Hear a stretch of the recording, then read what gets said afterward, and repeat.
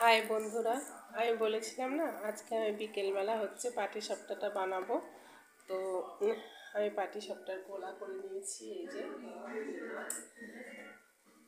পাটিসাপটার গোলাটা করে নিয়েছি। আর এই যে এরকম আমি এমনি তাওয়ার মধ্যে, ননস্টিক ফ্রাই প্যানের মধ্যে আমি করছি না, আমি ননস্টিক ফ্রাই প্যানের মধ্যে খুব কম করি। তো আমি এমনি তাওয়ার মধ্যেই আমি হচ্ছে পাটিসাপটাটা বানাচ্ছি। আর এই যে বানানো হয়ে গেছে, 3টে বানিয়েছি।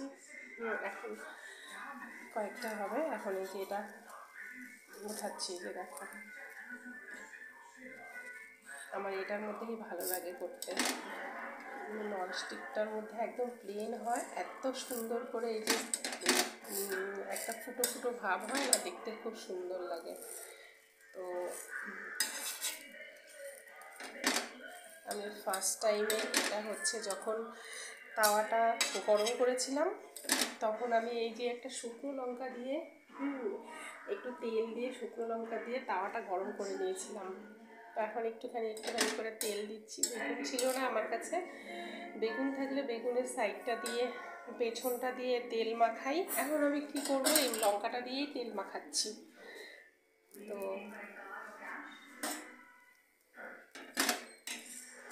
আমার পাটিসাপটাটা দেখে কেমন লাগছে কমেন্ট করে জানিও।